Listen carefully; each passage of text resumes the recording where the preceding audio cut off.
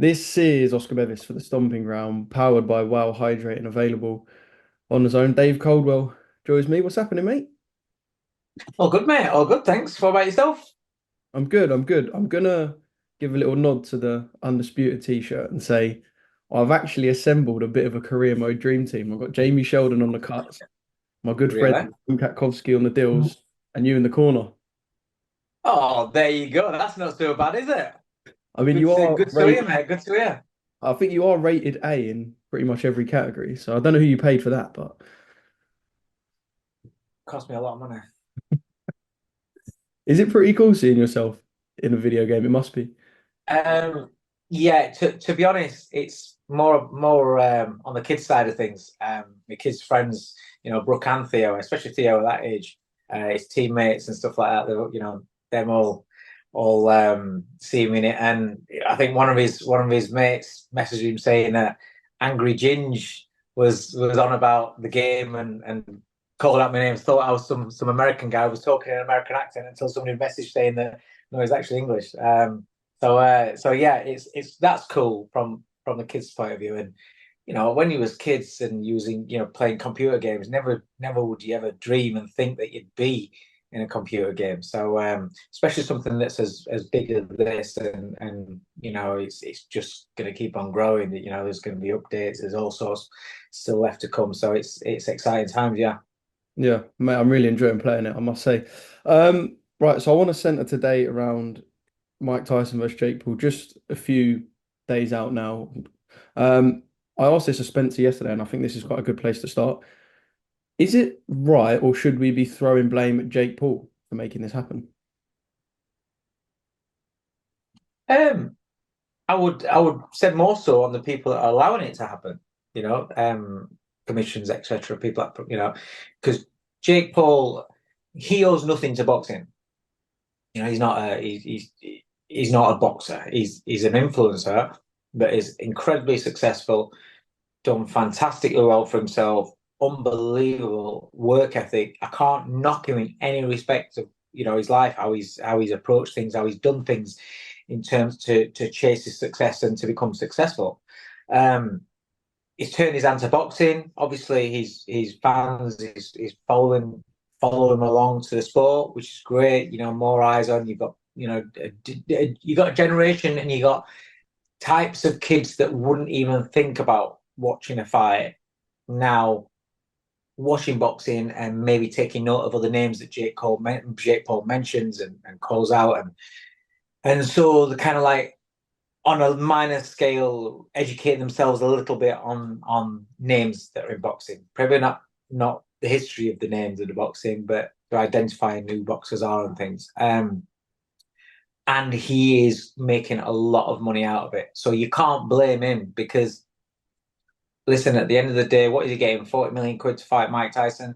If somebody was to say to you, here's 40 million quid to go and pick who you want to fight, basically, because that's how big he is in terms of sales generating money, that he can go and pick who he wants to fight. So he's not governed by WBC rankings or whatever, etc. Or he's not a professional fighter in terms of where he's got mandatories and shit like that. He's having fun, getting paid shitloads of money, and to be fair, he works hard. I can't knock him. He works. At boxing, he does work hard to improve, and so he's getting paid shitloads to pick whoever he wants to fight. You'd do it. I'd do it. We'd all do it. We could all criticize it, but we would do it. But this is the same thing as where when we talk about fighters that go on too long, and everybody says you shouldn't be fighting. You need to pack up. You need to pack up. It's not healthy. You start seeing them slurring. You see them slowing down. The fighter's still getting paid. While ever somebody's actually giving them a platform and saying, yes, this is all right. We want this. They're going to do it because they want the money. They need the money. They're used to a certain lifestyle, or they just, even though they're getting tens and tens of millions, maybe they just want to keep adding up the bank accounts. So again, that comes to commissions, to people around it saying, no, you shouldn't be boxing. We're not going to give you a platform to box. while ever there's a platform and while TV networks backing it, while ever there's promoters that Jake Paul promotes himself, but while ever there's sanctioning bodies that are going to say yes, this is a professional fight, yes, this is legal, it's going to happen. So it's kind of like the blame's on them, sort of thing. Yeah. I know this is guesswork, I guess, this question. But what do you think we're going to get? Like I've said to people, I think we might get a bit of a glorified body spar. I can't imagine we're going to get a toe-to-toe war, although we've seen some explosiveness from Mike on the pads. What sort of fight do you think we're going to get between the two in the ring? First of all, first question, is it scripted? If you don't know if it's scripted, then it's going to go Jake Paul winning the fight comfortably, looking good, maybe a little bit of drama for the crowd at the back, but it'll go one way. If it's a real punches being thrown, who knows? The one thing I'll say is that we can all look great on the pads, and remember, all right, flip it round. Recent times. Remember how bad Ngannou looked on the pads before Tyson Fury? And everybody was like, oh my God, this guy's horrendous. And then he got in the ring and he was like, wait a minute, that's not him. Well, you can look really good on the pads in little bursts that are edited for, it's like all these all these girls that have got filters on and stuff like that. You don't look like that in real life. You can edit shit, but you can edit shit and you can put little clips of 5-10 seconds but can you sustain it? It's pads. The problem is as you get old, really, as you get old, I know the last thing that you lose is your power, but you need things to be working in order to get in to land the power. You need the legs. How at 58 years old, and wasn't he ill in a wheelchair and then a walking stick for a while not so long ago? At 58 years old, has he got the legs to be able to cut the ring down? We've seen Jake Paul can move around the ring, so unless it's a really tiny ring, if you see a decent sized ring in there, he's going to struggle to cut the range down. He might have a couple of bursts which are going to be exciting, lots of oohs and ahs, and if he lands it'll be interesting, but it's 14-ounce gloves on, so Jake's protected in every way. It's protected because he's fighting a version of Mike Tyson he's going to have 58-year-old legs. Punch resistance, when you get to it's 20 years. 19 years ago, I think it is, he boxed Kevin McBride. Kevin McBride, no disrespect to him, but he wasn't a great heavyweight at all. And Mike Tyson sat on the floor, leaning against the ropes, looking up and being counted out. And from then on, I was like, I will, all these exhibition stuff that I don't want to watch that. The fight before that, 20 years ago, he got beat by Danny Williams. This is 20 years ago. 20 years. You try and run 100 meters, 50 meters, fucking 20 years ago, when you was 38 years old. You probably won't be as good as when you was 18 years old. Then go forward 20 years to when we're 58 years old trying to do the same thing.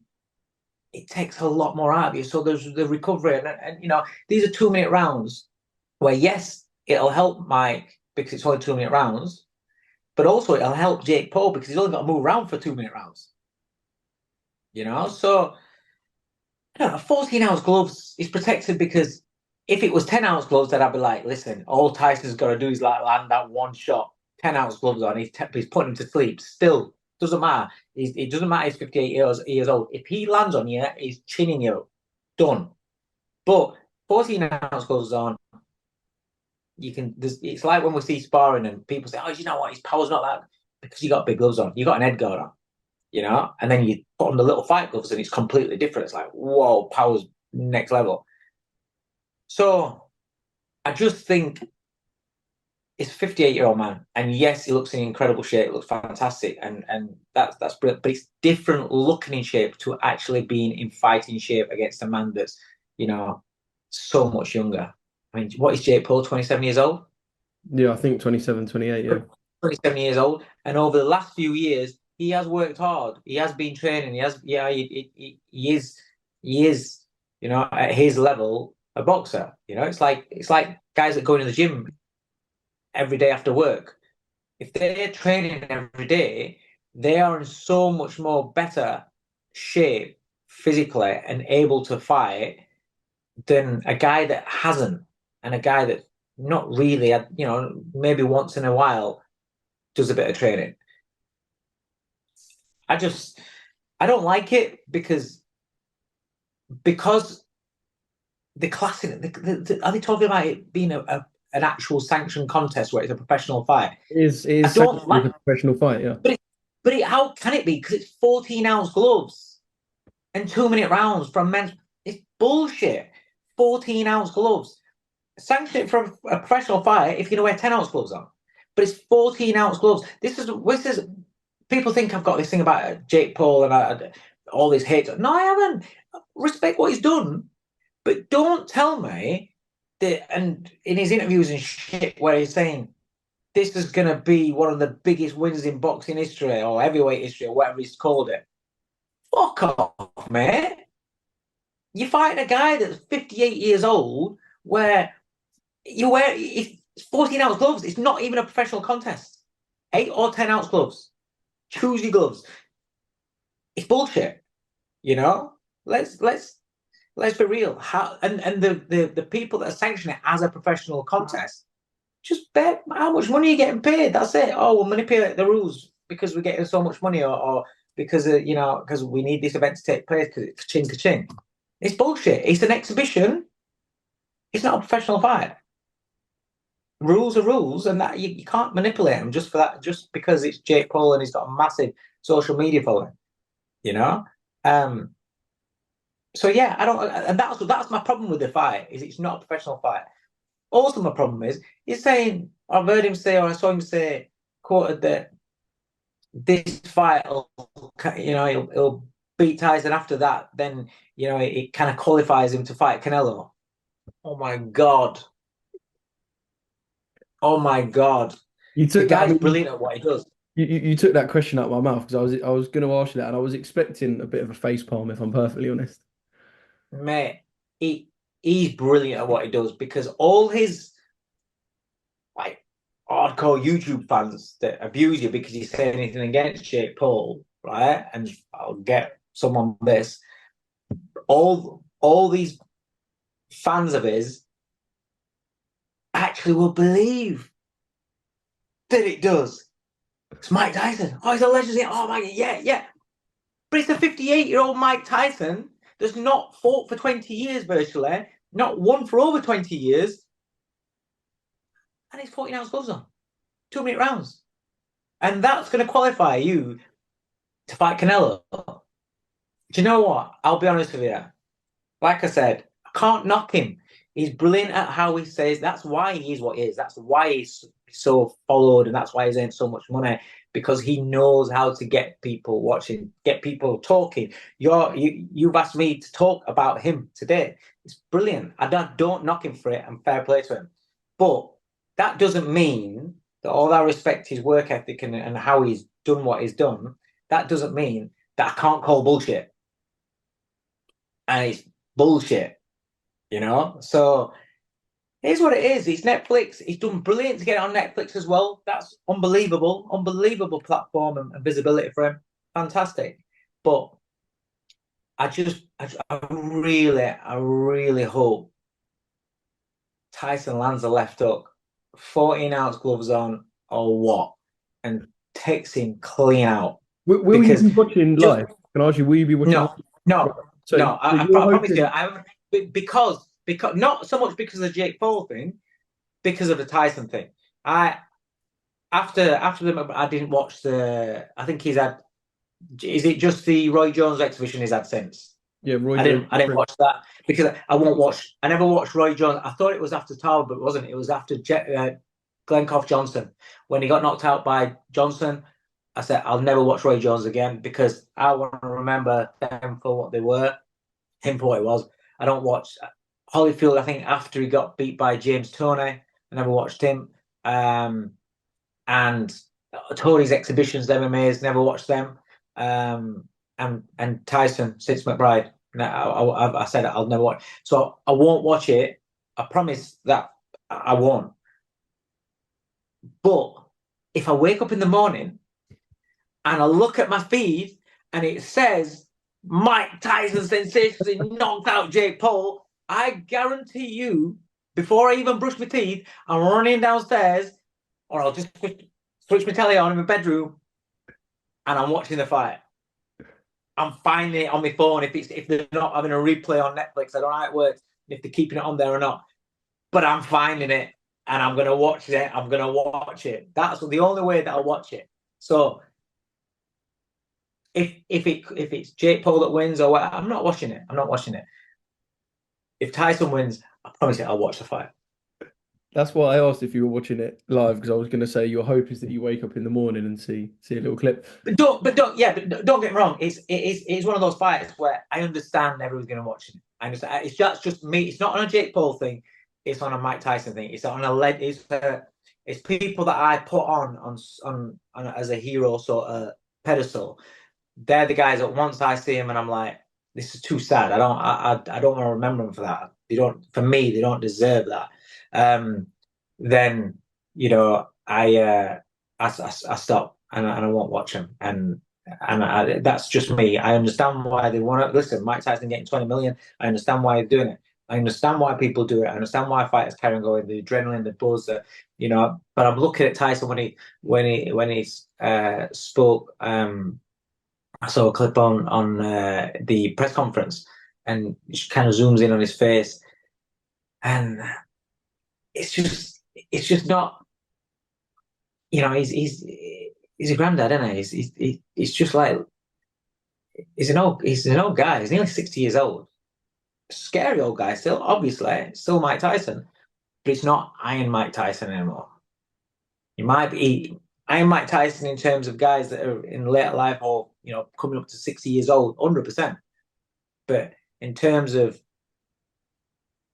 in the boxing world right now, it's Mike Tyson. That's Iron Mike Tyson was a legend. Yeah. Yeah, I will say I can understand why the viewership will be so big. I think they're expecting over 65,000 on the night. I spent a bit of time around Jake when he made his pro debut on an Eddie Hearn card, actually, in Miami, and he has got again that star quality. Yeah, all of this is Eddie's fault.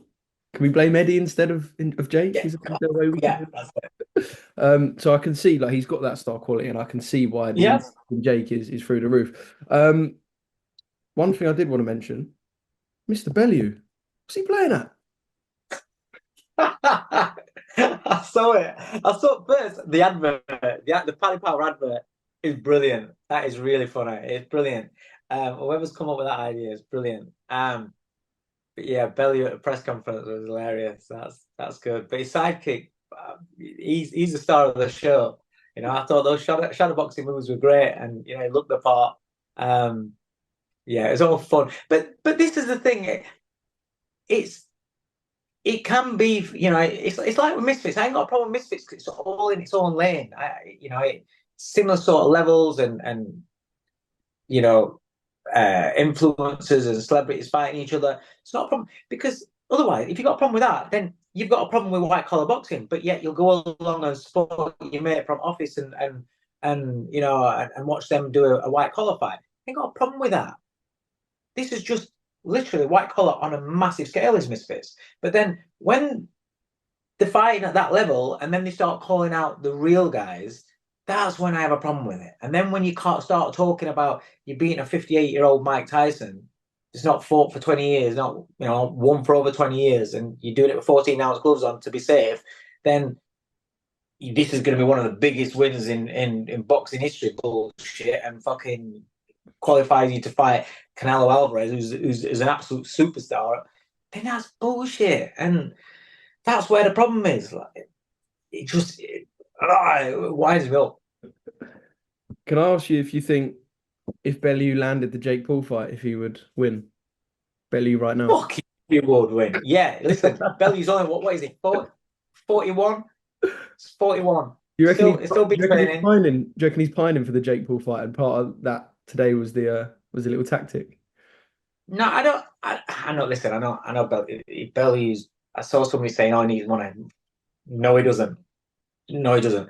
And how he's gone on after his boxing career, so proud of him because he's smashed it.